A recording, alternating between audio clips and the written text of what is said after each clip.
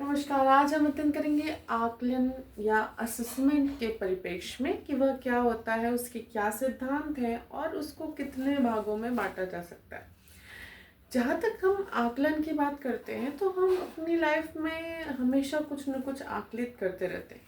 जैसे कितना खाना है, भोजन कैसा है, क्या पहनना है, क्या सही रहेगा, क्या गलत होगा, कितना चलना चाहिए, किस प्रकार से काम करना चाहिए। मतलब आप जितनी भी मेज़रमेंट अपनी लाइफ में करते हैं, जितनी भी जो भी आपकी गुणात्मक हो या आप कह सकते हैं मात्रात्मक हो, वो सारी चीज़ें आकलन के अंतर्गत आती है।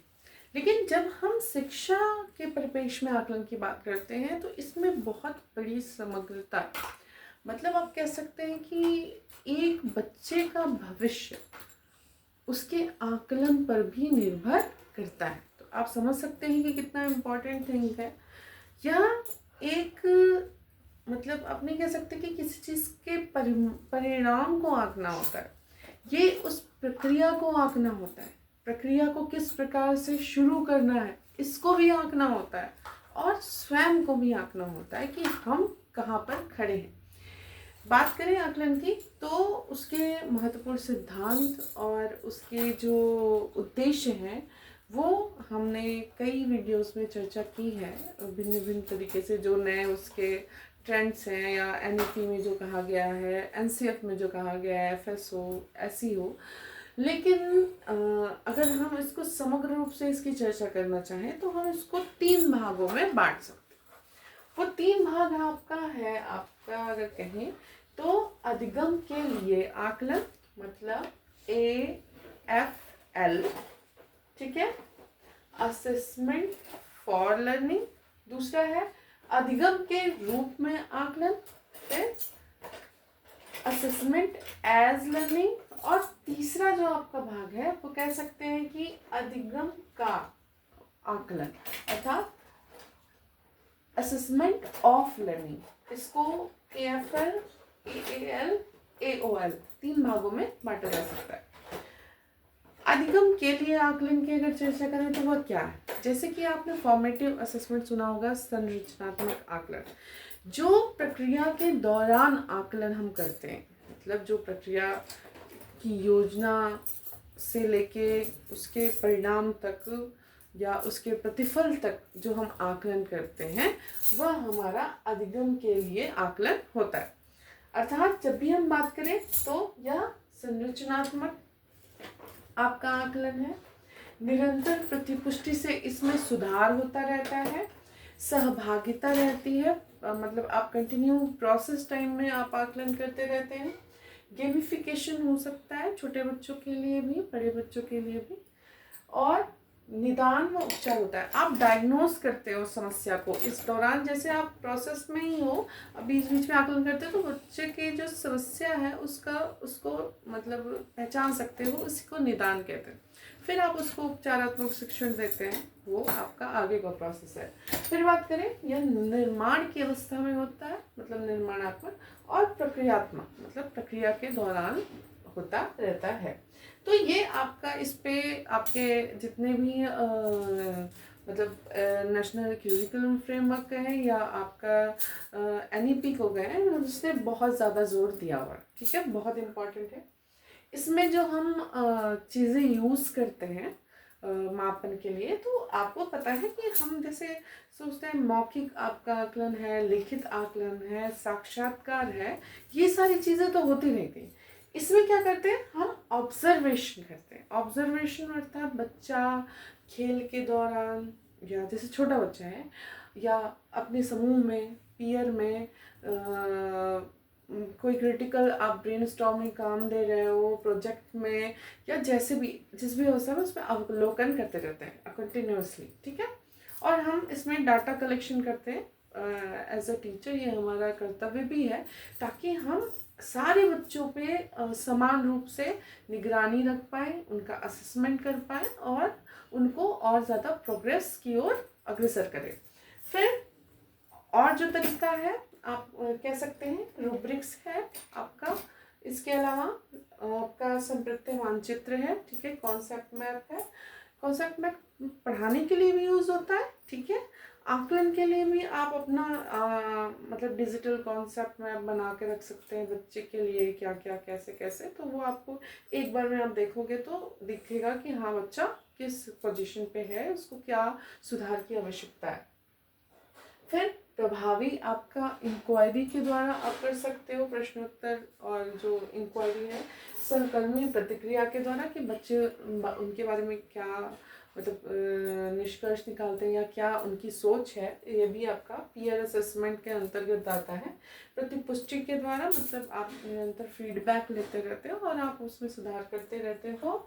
आप कह सकते हैं मडिएस्ट पॉइंट मतलब जो आपका सबसे दिक्कत वाला पोर्शन है वो आप देखते हो, ठीक है। इसमें फिर आप कह सकते हैं डिजिटल पोर्टफोलियो, आप डिजिटल पोर्टफोलियो बच्चे का बनाते हो जिसमें पोर्टफोलियो और आपका जो रूब्रिक्स, आपका एनेक्डोटल, सारी चीज़ें हमने अलग से टूल्स में पहले ही अध्ययन कर लिए, तो हम यहाँ पे मेन आपके पॉइंट्स पर चर्चा करेंगे, ठीक है।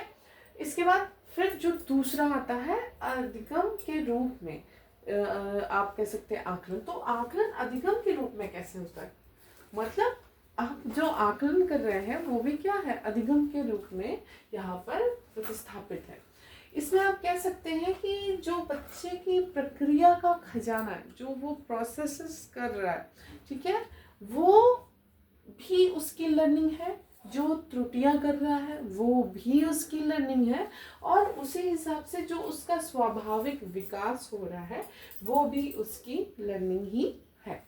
तो इसमें जो हम आकलन करते हैं तो हम उसके जो बच्चा है वो हम नहीं करते, ये सबसे ज़्यादा इम्पोर्टेंट होता है, हमारा रोल तो है ही, बट बच्चा स्वयं अपना मतलब मार्गदर्शक कह सकते हैं, गुरु कह सकते हैं के रूप में प्रतिस्थापित होता है और अपना स्वयं निरीक्षण करता है। इसमें स्वाभाविक विकास जो उसका होता है किस प्रकार से हो रहा है इसका आकलन होता है। स्व जागरूकता कितनी है, मतलब बच्चा यह आकलन करता है। समायोजन किस प्रकार कर पा रहा है, नहीं कर पा रहा है। स्व प्रक्षेपण है आपका, सेल्फ प्रोजेक्शन। उसके बाद कह सकते हैं मेटाकॉग्निज्म है, आत्मचिंतन है, स्व आकलन है, सीखने के अवसरों का आकलन किया जाता है। और इसके बाद स्वयं अपना प्रथम प्रदर्शक बच्चा होता है, ठीक है। इसमें जो टेक्निक्स में बहुत सारी टेक्निक्स अपनाई जाती है, तो इम्पॉर्टेंट है आपका KWL, नो मतलब क्या आपने जाना, वांट टू नो मतलब क्या आप जानना चाहते हैं, और लर्न व्हाट यू लर्न मतलब आपने क्या सीखा, ठीक है। पीयर आकलन इसमें होता है, ठीक है। छात्र निरीक्षक के रूप में कार्य करता है, स्व आकलन करता है, और त्रुटि विश्लेषण भी इसमें होता है कि मतलब गलतियां आपकी मतलब अच्छी चीज़ है, मतलब आप कहते हैं ना त्रुटि से सीखा, थॉर्नडाइक ने आप जो बताया, तो बच्चे के लिए भी सीखना, जैसे कि हम अगर किसी एग्ज़ाम में क्वेश्चन सॉल्व करते हैं तो जो क्वेश्चन हमसे आता हुआ गलत हो जाता है, ठीक है। जो नहीं जानते वो तो ठीक है, उसको अगर देखें तो, लेकिन जो आता हुआ गलत हो जाता है वो क्वेश्चन और जो हमने सही करके आया होता है उसमें से ज़्यादा याद कौन सा होता है, हमने ये गलत किया था, कभी दूसरे एग्जाम में आता अरे मैंने इसको यहाँ पे गलत किया था। तो देखिए कैसे त्रुटि भी सीखने का एक संसाधन बनती है, तो यहाँ पे त्रुटि विश्लेषण से भी आकलन होता है, ठीक है। तो ये आकलन क्या है, अधिगम ही है इस वाले पोर्शन में आपका जो है। फिर आपका फाइनली जो आकलन जो हम नॉर्मली जानते हैं, जो करते हैं, वो आपका है अधिगम का आकलन, अर्थात बच्चे के सीखने के प्रतिफल का आकलन। उस जैसे कि हर सब्जेक्ट का अपना सीखने का प्रतिफल होता है, लर्निंग आउटकम्स होते हैं, उसका आकलन यहाँ पर किया जाता है। कितना समझ है उस जो पर्टिकुलर टॉपिक है, जो भी उसने सीखा, कितनी योग्यता उसमें आई, कितनी दक्षता आई, तुलनात्मक ग्रेड व अंक इसमें दिए जाते हैं, प्रमाण पत्र दिया जाता है, छमाही या वार्षिक होता है। इसके अलावा मानक आधारित होता है, ठीक है। रिपोर्ट कार्ड दिए जाते हैं, प्रक्षेपण व प्रदर्शन होता है, परख जो इसकी मतलब मानदंड निर्धारित करती है, जो आपने NEP में पढ़ा हुआ है, हमने भी इस पर चर्चा करी हुई है। फिर दक्षता और जो संपूर्ण सारांश है, जो मूल है, क्या आपका रिजल्ट निकला, वह इससे होता है। इसको फॉर्मेटिव के बाद जो समेटिव असेसमेंट है उसके अंतर्गत रखा जाता है। ठीक है, अब चर्चा करें, इसमें भी बहुत सारे टेक्निक्स अपनाए जाते हैं जो मुख्य हैं, जैसे पोर्टफोलियो, रूब्रिक्स, एनेक्डोटल, अवलोकन, साक्षात्कार व अन्य जितने भी आपके मूल्यांकन के टूल हैं वो हमने टूल्स में भी अध्ययन किया है। ठीक है, ये हमारा क्या हो गया, 3 टाइप ऑफ असेसमेंट, मतलब किस प्रकार से असेसमेंट करते हैं। अच्छा, अब क्या करें, कौन सा अच्छा है। ठीक है, तो यहाँ पे जो बात करी गई है 360 डिग्रीज होलिस्टिक डेवलपमेंट या असेसमेंट की बात की गई है। समग्र विकास card HPC, holistic development holistic progress card की बात कही गई है। उसमें ये तीनों आकलन समावेशित हैं। आपको अधिगम के दौरान भी आकलन करना है, अधिगम के रूप में भी आकलन बच्चा अपना करता रहेगा, और यहाँ पे आपको बच्चे का मतलब अधिगम का आकलन कितना हुआ, ये कहाँ तक पहुँचे और उसमें क्या सुधार करना है, इसका भी आकलन कर सकते हैं। ठीक है, ये आपका हो गया 360 डिग्री समग्र आकलन। इसमें और भी चीज़ें हैं। इसमें आपके असेसमेंट बहुत सारे टूल्स हैं, किस प्रकार से आपको करना चाहिए, क्या सिद्धांत है, ये सारी चीज़ें आती हैं। ठीक है, अब बात करें तो इन सब से क्या निचोड़ निकलता है। ठीक है, क्या निचोड़ निकलता है, क्या निष्कर्ष निकलता है, तो हमें बच्चों की आवश्यकता की जानकारी होती है। अब देखिए, यहाँ से हो जाएगी आपकी, जब आप प्रोसेस में करेंगे, रुचि की जानकारी होती है, मतलब रुचि का आकलन होता है। प्राथमिकता क्या है उसकी, इसका आकलन होता है। उपलब्धि क्या है उसकी, इसका आकलन होता है। सीखने का प्रतिफल कितना प्राप्त किया, इसका आकलन होता है। सीखने के अनुभव कितने हुए, उसका आकलन होता है। समय अवधि उन्नति कितनी हुई, मतलब समय के साथ उसके प्रोग्रेस कितनी है, इसका आकलन होता है। प्रक्रिया का खजाना किस प्रकार से वो प्रोसेसिंग कर रहा है, इसका आकलन हम करते हैं। ठीक है, विश्लेषण, संश्लेषण, दृष्टिकोण का आकलन करते हैं। चुनौतियां क्या क्या हमने फेस की, इसका आकलन करते हैं।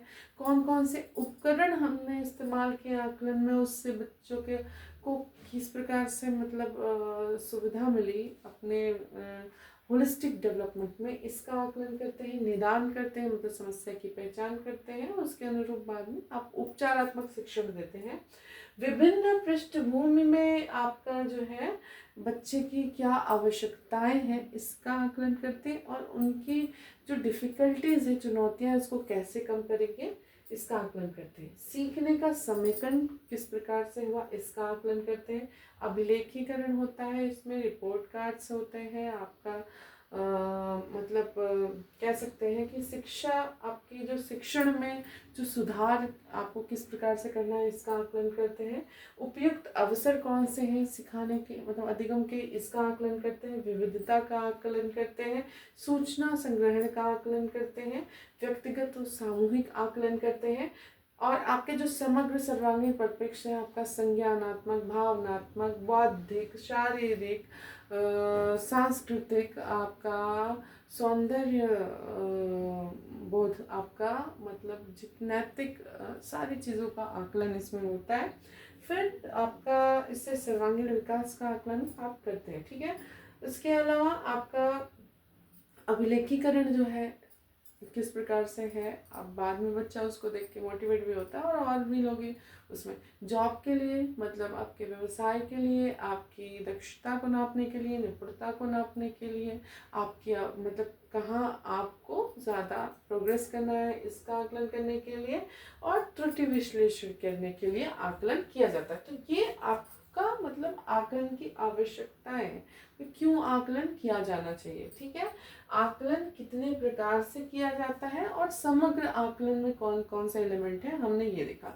अब अगर हम थोड़ा छोटा सा मतलब सैद्धांतिक परिप्रेक्ष्य देखें, तो जो चीज़ें हैं हम उसको रिवीजन करने का प्रयास करेंगे। ठीक है, यहाँ पे यह इसमें मापन होता है, मतलब ये नापता है कि कितना है, तो मापन का सिद्धांत यहाँ पे रहता है। मूल्यांकन करता है कोई चीज़, क्योंकि गुणात्मक पक्ष है, तो कैसा है ये चीज़, इसका सिद्धांत होता है। ठीक है, बैरियर का सिद्धांत, मतलब कठिनाई कहाँ आ रही है, इसका सिद्धांत होता है।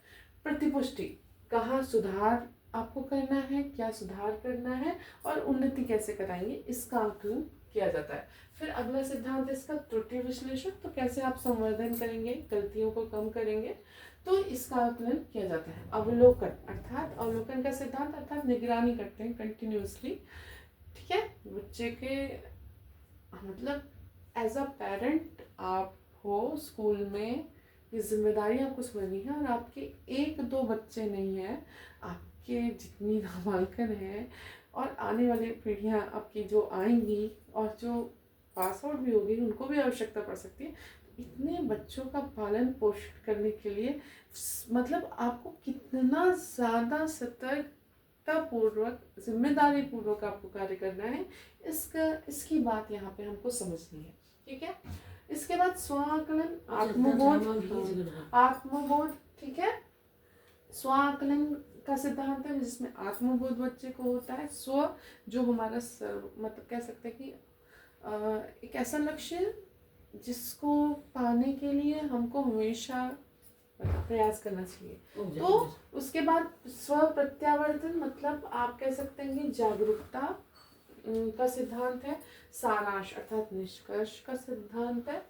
जवाबदेही अर्थात उत्तरदायित्व का सिद्धांत है। आत्मविश्लेषण मतलब जिसमें आप तुलनात्मक रूप से, विश्लेषणात्मक रूप से, संश्लेषणात्मक रूप से अध्ययन करते हैं, उसका सिद्धांत है। और कौशल दक्षता अर्थात पुनर्बलन किस प्रकार से आपको देना है, प्रदर्शन बच्चा कैसा कर रहा है, इसका सिद्धांत है।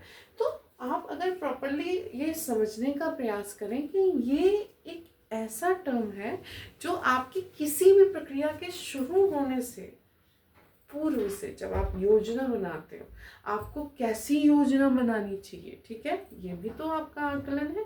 एक शिक्षक की कितनी बड़ी जिम्मेदारी है बच्चे के प्रति, या अपने राष्ट्र के, अपने विश्व के, अपने ब्रह्मांड के प्रति आप अगर सचेत हैं, इस चीज़ को बहुत ही लाइटली लेना नहीं है। इस चीज़ को समझना है कि हमारे ऊपर इतनी बड़ी जिम्मेदारी है। शायद ही सबको पता है कि उसको क्या करना है, ठीक है, उसको क्या काम मिला है, उसको किस चीज़ के पैसे मिल रहे हैं, या उसका क्या मतलब उद्देश्य है। यहाँ तो हम बच्चे के हिसाब से अपने उद्देश्य निर्धारित करते हैं, समझ रहे हैं। इतने प्रकार के बच्चे हमारे हैं, सब बच्चे भिन्न हैं, कोई भी एकदम समान नहीं है। तो आपको अगर आकलन में निपुणता नहीं है, दक्षता नहीं है, उसके सिद्धांतों का ज्ञान नहीं है, तो वास्तव में आप अपने बच्चे के साथ नाइंसाफी कर रहे हैं, क्योंकि आप उसको, क्योंकि वो अबोध है, उस स्तर पे नहीं है, आप की जिम्मेदारी है, वो उत्तरदायित्व है, तो उसके साथ आप नाइंसाफी कर रहे हो। तो यहाँ पे इसीलिए आकलन को बहुत ही ज़्यादा गूढ़ता से हमें अध्ययन करने की आवश्यकता है। धन्यवाद।